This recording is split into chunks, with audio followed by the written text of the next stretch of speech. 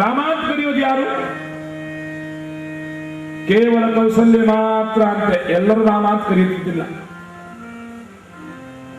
ರಾಮ ಭದ್ರ ದಶರಥರು. ರಾಮಚಂದ್ರ ಅಂತ ಕರೆಯೋದು ಯಾರು? ಕೈ ಮಾತ್ರ ಅಂತ. ಎಷ್ಟು ಪ್ರೀತಿ ನೋಡಿ.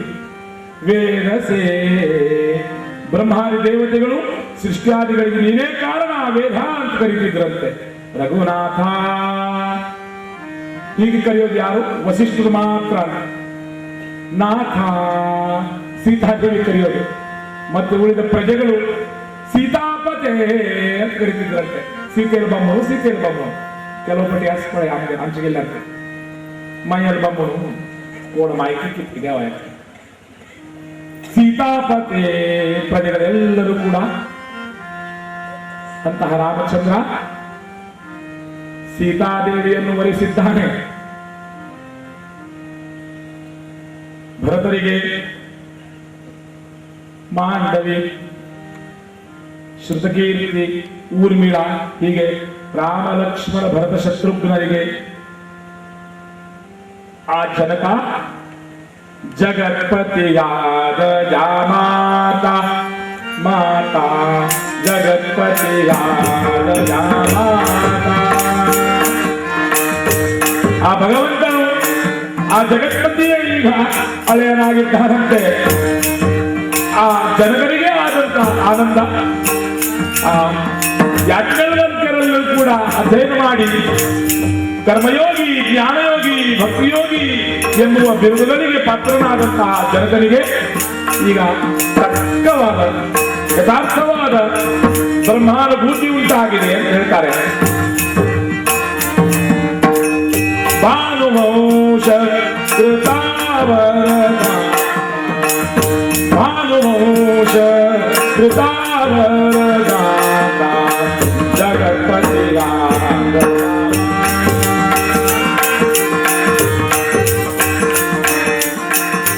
ಆ ಭಗವಂತನೇ ನನಗೆ ಇವತ್ತು ಜಾಮಾತನಾಗಿದ್ದಾನೆ ಎಂಬುದಾಗಿ ಇದು ಆನಂದ ಗೊತ್ತಾಗ್ತಾ ಇದೆ. ಈಗ ಇಲ್ಲಿ ಎಲ್ಲವೂ ಸಿದ್ಧತೆ ಆಗುವಾಗ ಅವರ ಮದುವೆ ಆಗಿದೆ. ಇಲ್ಲಿ ಬಾಲಕಾಂಡದ ಸಮಾಪ್ತಿಯಂತೆ ಅಲ್ಲಿಂದ ಅಯೋಧ್ಯ ಕಾಂಡ ಪ್ರಾರಂಭವಾಗ್ತಾ ಇದೆ. ತನ್ನ ಸೋದರ ಮಾವನಲ್ಲಿ ಕೈಕಾ ಪ್ರದೇಶದಲ್ಲಿ ಉನ್ನತವಾದ ವ್ಯಾಸಂಗವನ್ನು ಮಾಡಲು ಭರತ ಮತ್ತು ಶತ್ರುಘ್ನರು ಹೊರಟಿದ್ದಾರೆ. ಇಲ್ಲಿ ರಾಮ ಮತ್ತು ಲಕ್ಷ್ಮಣರು ಇದ್ದಾರೆ. ಅದೊಂದು ದಿನ ದುಸ್ವಪ್ನ ಉಂಟಾಗಿದೆ ದಶರಥ ಮಹಾರಾಜರಿಗೆ. ಆ ದುಸ್ವಪ್ನವನ್ನು ಕಂಡು ಸ್ವಪ್ನೇತ್ಯೇವಂ ವಿಧಾ ಚಿತ್ತ, ಆ ದುಸ್ವಪ್ನದಲ್ಲಿ ಉಂಟಾದ ಚಿಂತೆಯನ್ನು, ಆ ದುಸ್ವಪ್ನವನ್ನು ತಮ್ಮ ಕುಲಪುರೋಹಿತರಾದಂತಹ ವಸಿಷ್ಠರಿಗೆ ತಿಳಿಸಿದ್ದಾರೆ ದಶರಥ ಮಹಾರಾಜರು. ಈ ದುಸ್ವಪ್ನದ ಫಲ ಏನು ಅದನ್ನು ತಿಳಿಸಿ ಎಂಬುದಾಗಿ ಹೇಳುವಾಗ ವಸಿಷ್ಠರು ಕಣ್ಣು ಕಂಬನಿ ಮೂಡಿದೆ. ವೇದವ್ಯಾಸರು ಹೇಳ್ತಾರೆ ಬ್ರಹ್ಮಸೂತ್ರದಲ್ಲಿ, ನಮಗೆ ಸ್ವಪ್ನವೂ ಕೂಡ ಒಂದು ಪ್ರಮಾಣ ಅಂತ ಒಪ್ಪಬೇಕು. ಮುಂದೆ ನಡೆಯುವಂತ ಘಟನಾವಳಿಗಳನ್ನು ಭಗವಂತ ಸ್ವಪ್ನದ ಮುಖಾಂತರ ನಮಗೆ ಗೋಚರಿಸ್ತಾನೆ, ತಿಳಿಸ್ತಾನೆ. ಹಾಗಾಗಿ ದುಸ್ವಪ್ನಗಳು ಉಂಟಾದಾಗ ಏನು ಮಾಡಬೇಕು ಅಂದ್ರೆ ಅಸುನಾಮಕನಾದ ಭಗವಂತನನ್ನು ನೆನೆಸಬೇಕಂತ. ಅಸವೇ ನಮಃ ಅಸವೇ ನಮಃ ಅಸವೇ ನಮಃ ಅಂತ ಹೇಳಿದ್ರೆ ಆ ದುಸ್ವಪ್ನಗಳ ಏನು ದುಷ್ಪ್ರಭಾವ ಇದೆಯೋ ಅದು ಕ್ಷೀಣವಾಗ್ತದಂತೆ. ದಶರಥ ಮಹಾರಾಜರ ದುಸ್ವಪ್ನವನ್ನು ಕೇಳಿ ವಸಿಷ್ಠರು ನಿರುತ್ತರರಾದರು. ಇದಕ್ಕೇನು ಉತ್ತರಿಸೋಣ ಎಂಬುದಾಗಿ ಹೇಳುವಾಗ ಹೇಳಿದ್ರಂತೆ, ದಶರಥ ಇನ್ನಾದಷ್ಟು ಬೇಗ ನಿನ್ನ ಜ್ಯೇಷ್ಠನಾದ ಶ್ರೇಷ್ಠನಾದ ಸರ್ವೋತ್ಕೃಷ್ಟನಾದ ಶ್ರೇಷ್ಠನಾದ ಪುತ್ರನಾದ ರಾಮಚಂದ್ರನಿಗೆ ಪಟ್ಟ ಕಟ್ಟು ಅಂತ ಹೇಳಿದರು. ಇದರ ಮರ್ಮ ಗೊತ್ತಾಯಿತು. ದುಃಖವಾಗಲಿಲ್ಲಂತೆ. ಯಾಕೆ? ಜಾತಸ್ಯ ಹಿ ಧ್ರುವೋರ್ ಮೃತ್ಯು, ಒಂದಲ್ಲ ಒಂದು ದಿನ ಈ ಸಂಸಾರವನ್ನು ಬಿಡಲೇಬೇಕಾಗತ್ತೆ. ಆಗ ದಶರಥ ಮಹಾರಾಜರು ಇದರ ಅರ್ಥ ಗೊತ್ತಾಗಿ ರಾಮಚಂದ್ರನನ್ನು ಪಟ್ಟಕ್ಕೆ ಕಟ್ಟಬೇಕಾಗಿದೆ ಎಂಬುದಾಗಿ ತಿಳಿದು ತನ್ನ ಪ್ರಜೆಗಳನ್ನು ಕೇಳ್ತಾನಂತೆ. ನೋಡಿ, ಬುದ್ಧಿಮಾನ್ ಮಧುರಾಭಾಷಿ ಪೂರ್ವಭಾಷಿ ಪ್ರಿಯಂ ವದಃ.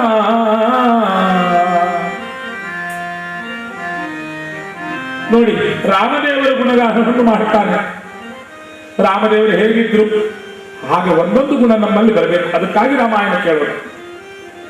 ಇಲ್ಲಾಂದ್ರೆ ಸುಮ್ಮನೆ ಕೇಳಿ ಹೋದ್ರೆ ರಾಮಾಯಣದೇನು ಪ್ರಯೋಜನ?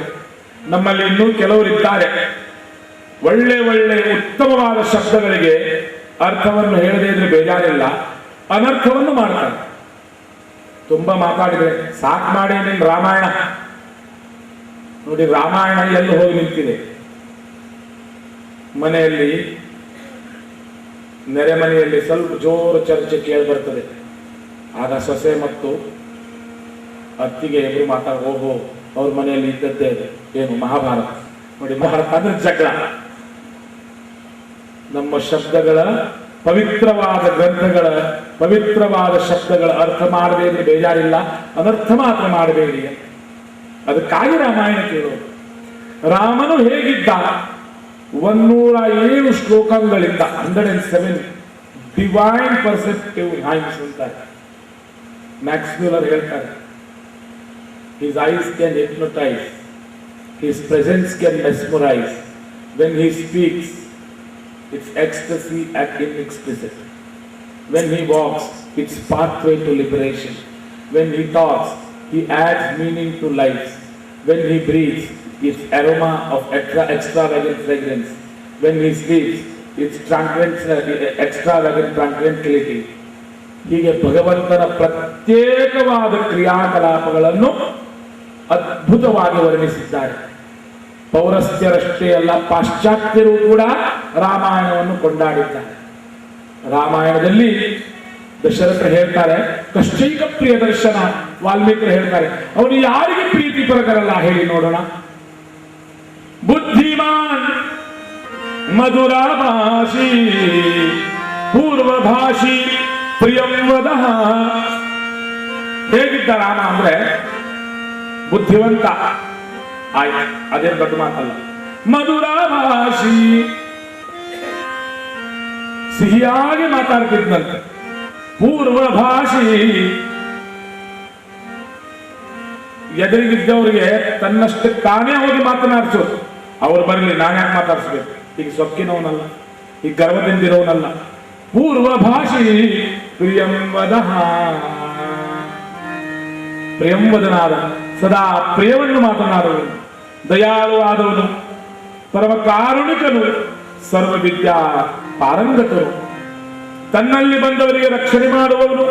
ಹೀಗೆ ಅನೇಕ ಸದ್ಗುಣ ಸಾಂದ್ರನಾದ ಭಗವಂತ ನಿಮ್ಗೆ ರಾಜನಾಗ್ಲಿಕ್ಕೆ ಸಾಧ್ಯವೇ? ನಿಮ್ಗೆ ರಾಜನಾಗ್ಲಿಕ್ಕೆ ಯಾರ ಆಕ್ಷೇಪ ಇಲ್ಲವಲ್ವೇ? ಎಲ್ಲ ಪ್ರಜೆಗಳು ಸಮ್ಮತಿಸ್ತಾರಂತೆ. ಶ್ರೀರಾಮ ಭಗವಾನಿಗೆ ಜಯ. ಎಲ್ಲರೂ ಆನಂದ ಪಡುವಾಗ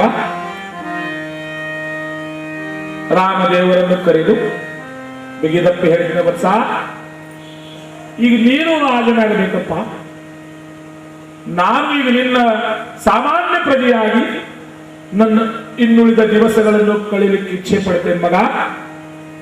ಎಲ್ಲ ಸಿದ್ಧತೆಯು ನಡೆದಿದೆ, ರಾಜನಾಗಬೇಕು ಎಂಬುದಾಗಿ ಹೇಳಿದಾಗ ಭಗವಂತ ರಾಜನಾಗ್ತೇನೆ ಎಂಬುವ ಆನಂದವನ್ನು ಬಿಟ್ಟು ಭಗವಂತನ ಆ ಲೀಲೆ ನೋಡಿ ಅಪ್ಪ ಅಂತ ಪಾದಕ್ಕೆ ಬೀಳ್ತಾರಂತೆ. ರಾಮ ಹೇಳ್ತಾನೆ ಏನಂತ ಗೊತ್ತಿದೆ, ದಶಾಪೂಜ್ಯೋ ಉಪಾಧ್ಯಾಯ.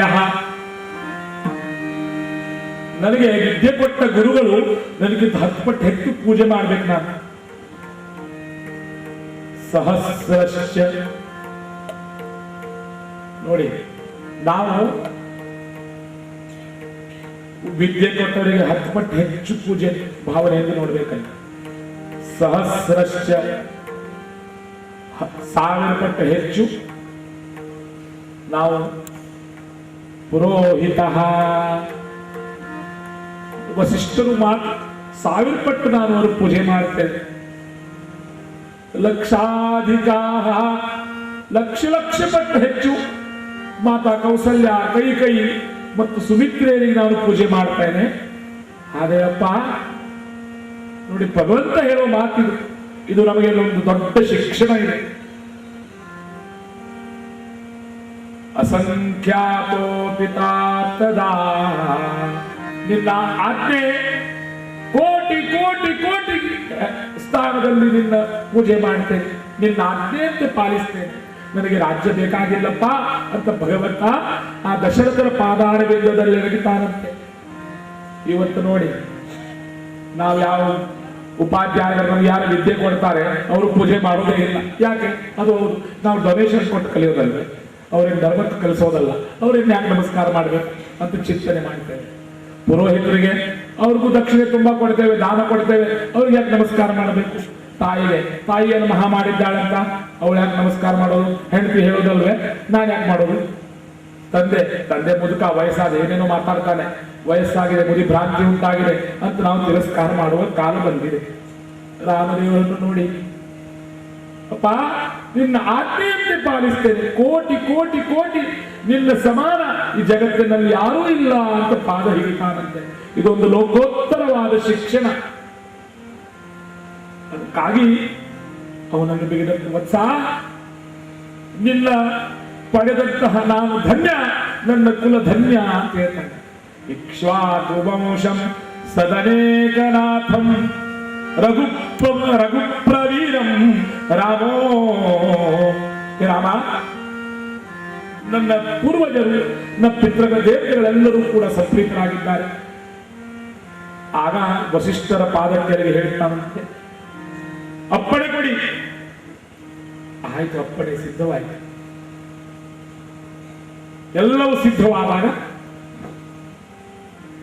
ಮಹಾಮಾಯಾದೇವಿ, ಆ ಲಕ್ಷ್ಮಿ, ರಾಮ ಇಲ್ಲಿ ರಾಜನಾಗಿ ಆಳ್ವಿಕೆ ಮಾಡ್ಲಿಕ್ಕೆ ಬಂದವನಲ್ಲ. ಗೊಂಡಾರಣ್ಯಗಳಲ್ಲಿ ಕೋಟಿ ಕೋಟಿ ವರ್ಷಗಳಿಂದ ಋಷಿಗಳು, ತಾಪಸಿಗಳು, ತತ್ವವೇತ್ತರು, ದುಃಖಿತರು ಆ ರಕ್ಕಸರ ಹಿಂಸೆಗೊಳಗಾಗಿ ಕಷ್ಟಪಡತಕ್ಕಂಥವರು ಉದ್ಧಾರಕ್ಕೆಂದು ಬಂದವನಲ್ವೇ ರಾಮ? ಎಲ್ಲರ ಉದ್ಧಾರಕ್ಕೆ ಬಂದವನಲ್ವೇ ಅವನು? ಹಾಗಾಗಿ ಮಾಯೆ ಮಂತರೆ ಆಗಿ ದಶರಥ ರಾಜಭವನವು ಸೇರಿದರು. ಲಕ್ಷ್ಮೀದೇವಿ, ಆ ಮಹಾಮಾಯ ನಾರಾಯಣಿ ಭಗವದಿಚ್ಛೆಯಂತೆ ಆ ಮಂತರ ರೂಪದಿಂದ ಕೈಕಾ ಭವನವನ್ನು ಪ್ರವೇಶ ಮಾಡಿದಂತೆ ನೋಡಿ. ಇಲ್ಲಿ ರಾಮಚಂದ್ರ ಖಡ್ಗ ವ್ರತವನ್ನು ಆಚರಿಸಿ ನಿಷ್ಠೂರ ವ್ರತದ ಪಾದಗಳಿಂದ ತಪ್ಪಿಸಿ ಪ್ರಾಯಶ್ಚಿತ್ತಾದಿಗಳನ್ನು ಮಾಡಿ ಈಗ ಎಲ್ಲ ಸಿದ್ಧತೆಗಳು ನಡೆದಿದೆ. ನಾಳೆ ಪಟ್ಟಾಭಿಷೇಕವಾಗಲಿದೆ. ಆ ಕಾಲಕ್ಕೆ ಸರಿಯಾಗಿ ರಾತ್ರಿಯ ನಿಶ್ಚಿತ ಕಾಲದಲ್ಲಿ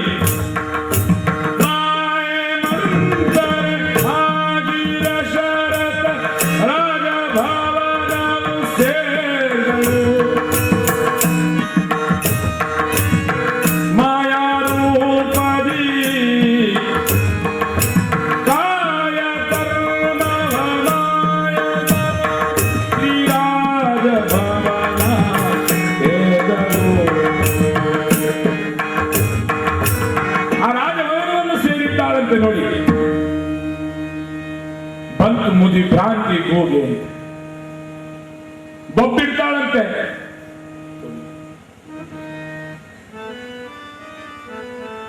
ಕೈಕಾ ಕೈಕಾ ಕೈಕಾ ನಿಶ್ಚಿತ್ಯತಾಮ ವರದೇ ಕ್ಷಣೆ ಕ್ಷಣೆ ಶೃಗಾಲವತ್ ಉಲೂಗವಚ್ಚ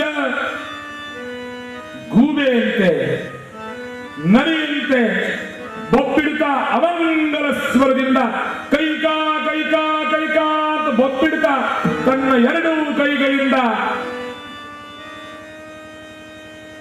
ತನ್ನ ವಕ್ಷಸ್ಥಲವನ್ನೇ ಬಿಗಿದಾಗಿ ತಾನನ್ನು ಮಾಡ್ತಾ ಬರ್ತಾ ಇದ್ದಾಳೆ.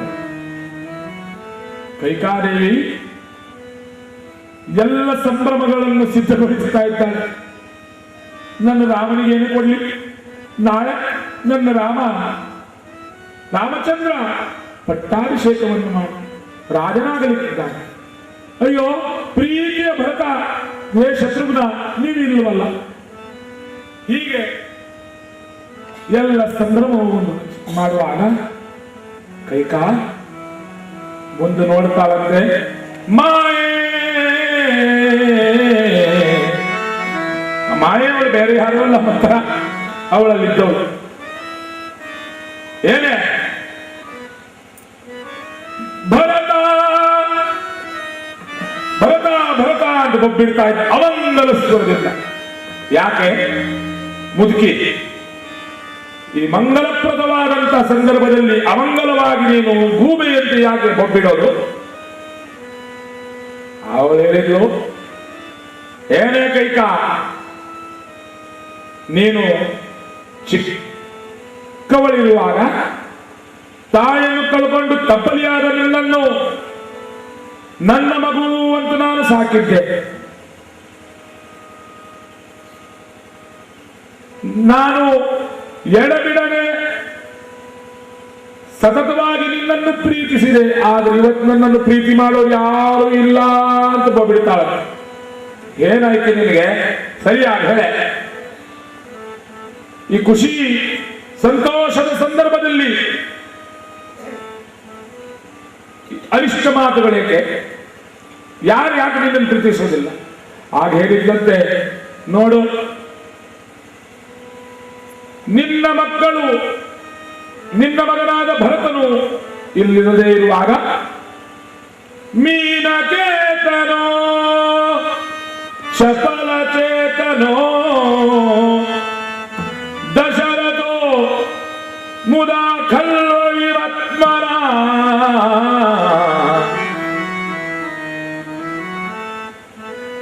ಕಪಟದಿಂದ ನಿನ್ನ ಮಗ ಭರತನನ್ನು ಸೋದರ ಮಾವನಂತೆ ತಳ್ಳಿ ಅವನಿಲ್ಲದೆ ಇರುವಾಗ ಈಗ ಕಪಟದಿಂದ ಕಾಮಚೇತನನು ಮೀನಕೇತನಂತೆ ನಿನ್ನಲ್ಲಿ ಸೇರುವ ಈ ದಶರಥ ನಿನಗೆ ದೇಹ ಮಾತ್ರ ಕೊಟ್ಟ, ಮನಸ್ಸನ್ನು ಕೌಸಲ್ಯ ಕೊಟ್ಟಿದ್ದಾನೆ. ಏನು ಮಾತಾಡ್ತೀಯ? ಆಗ ಮಂತ್ರ ಹೇಳ್ತಾಳೆ, ನಿನಗೆ ಗೊತ್ತಾಗದು, ಇನ್ನು ಮುಂದೆ ರಾಮನ ತಾಯಿಯಾದ ಕೌಸಲ್ಯೆಯು ರಾಜಮಾತೆ ಆಗ್ತಾಳೆ. ನೀನು ರಾಜಮಾತೆಯ ದಾಸಿಯಾಗ್ತೀಯ. ನಾನು ರಾಜಮಾತೆಯ ದಾಸಿಯಾಗಿ ಕಾಲು ಕಳೆಯಬೇಕಾಗ್ತದೆ. ನನಗೆ ಯಾಕೆ ಸಂಭ್ರಮ, ನನಗೆ ಯಾಕೆ ಖುಷಿ? ಆಗ ಹುಚ್ಚಿ ಅಂತ ಅವಳನ್ನು ಧಿಕ್ಕರಿಸಿ ಕೈ ಹೇಳ್ತಾಳಂತೆ, ಏನು ಮಾತಾಡ್ತೀಯ? ರಾಮ ಬೇರೆಯೋ ಭರತ ಬೇರೆಯೋ? ನನಗೆ ರಾಮ ಭರತರಿವರು ಸಮಾನರು. ರಾಮ ಭರತ ರಾಮ ಭರತ ಸಮಾನರು. ರಾಮ ಭರತ ನನಗೆ ಬೇರೆಯಾ? ರಾಮ ಬೇರೆ ಭರತ ಬೇರೆ ಅಂತಿದೆಯಾ? ಸಮಾನವಲ್ಲವೇ ಅವರು? ಪ್ರೇಮದ ಹೃದಯಕ್ಕೆ ನೇತ್ರದ್ವಯರು. ಪ್ರೇಮದ ಹೃದಯಕ್ಕೆ ನೇತ್ರದ್ವಯರು. ರಾಮ ಭರತ ಸಮಾನರು. ರಾಮ ಭರತ. ಹೀಗೆ ಹೇಳಿ ಅವಳನ್ನು ಧಿಕ್ಕರಿಸಿ ಆಚೆಗೆ ತಳ್ಳಿ ಹೋಗಿ ಆಚೆಗೆ ಹುಚ್ಚಿ ಅಂತ ಕಳಿಸುವಾಗ ಮತ್ತೆ ಆ ಸರ್ಪೋಪಾದಿಯಲ್ಲಿ ಹೇಗೆ ಸರ್ಪಿಣಿ ತನ್ನ ನಾಲಿಗೆಯನ್ನು ಚಾಚಿ ವಿಷವನ್ನು ಬೀರಿಸ್ತದೋ ಹಾಗೆ ಆಗಾಗ ಮುಂದಕ್ಕೆ ತನ್ನ ಅರಿಷ್ಟ ನಾಲಿಗೆಯನ್ನು ಹಾಕುತ್ತಾ ಆ ಮಂತ್ರ ಹೇಳ್ತಾಳಂತೆ, ಭರತ ಭರತ ಭರತ ಭರತ ಅಂತ ಬಿಡುವಾಗ ನೋಡಿ, ನಮಗೆ ಹಾಗೆ ಇದೆ. ಒಂದು ಸುಳ್ಳನ್ನು 1000 ಸಲ ಹೇಳಿದ್ರೆ ಆ ಸುಳ್ಳೇ ನಮಗೆ ಸತ್ಯವಾಗುತ್ತದಂತೆ, ಅದೇ ನಿಜ ಅಂತ ನಂಬ್ತೇವೆ. ಹೇಳಿದ್ದನ್ನು ಕೇಳಿ ಮನ ಪರಿವರ್ತನೆಯಾಗಿ ಮಂತ್ರೆಯಲ್ಲಿ ಬಿಗಿದಪ್ಪಿ ಅಳ್ತಾಳಂತೆ ಕೈ. ಹೌದೇ ಮಂತ್ರೆ? ಕಾಲವಾವಿದು ನೋಡು ರಾಜ್ಯಾಭಿಷೇಕಕ್ಕೆ.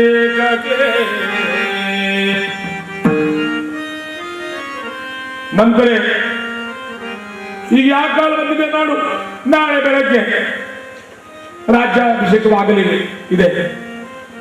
ನೀನು ಹೇಳಿದ ಹಾಗೆ ನಾನು ಈಗ ದಾಸಿಯಾಗಿ ಕಾಲು ಕಳೆಯಬೇಕಾಗ್ತದೆ. ನನ್ನ ಮಗನಿಗೆ ದಾಸನಾಗಿ ಜೀವನ ಕಳೆಯಬೇಕಾಗ್ತದೆ. ಅದಕ್ಕೋಸ್ಕರ ಏನು ಮಾಡಲಿ ಈಗ ಅಂತ ಹೇಳುವಾಗ ಮಂತ್ರೆ ಆ ಮಂತ್ರವನ್ನು ಹೇಳ್ಕೊಡ್ತಾಳೆ. ಹಿಂದಕ್ಕೆ ದೇವಾಸುರ ಸಂಗ್ರಾಮದಲ್ಲಿ ನೀನು ದಶರಥನಿಗೆ ಸಹಾಯಕಳಾಗಿ ಆ ಅಸುರರ ಸಂಹಾರವನ್ನು ಮಾಡಿಸಲು ಮುಂದಾದಾಗ ದಶರಥನು ನಿನ್ನಲ್ಲಿ ಸುಪ್ರಸನ್ನನಾಗಿ 2 ವರಗಳನ್ನು ಕೊಡ್ತೇನೆ ಅಂತ ಹೇಳಿದ್ದ. ಈಗ ಕಾಲ ಪರಿಪಕ್ವವಾಗಿದೆ. ಕಾಲವಾವಿದು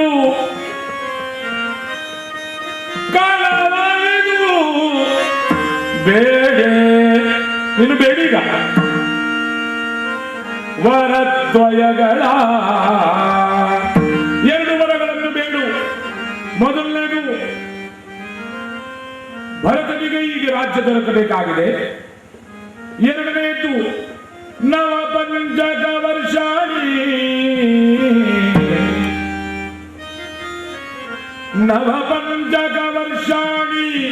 ರಾಮೋ ಭವತು ತಾಪಸ. 14 ವರ್ಷಗಳ ತನಕ ಕಠೋರವಾದ ವನವಾಸಕ್ಕೆ ರಾಮನು ಹೋಗಬೇಕಾಗಿದೆ. ಈ 2 ವರಗಳನ್ನು ಬೇಡಿ ಎಂಬುದಾಗಿ ಹೇಳಿದಾಗ ಮಂತ್ರಿಗೆ ಹೊರಟಿದ್ದಾಳೆ. ಇಲ್ಲಿ ಮತ್ತಾನೆಯಂತೆ ಬಿದ್ದಿದ್ದಾಳಂತೆ ಕೈಕಾದೇವಿ.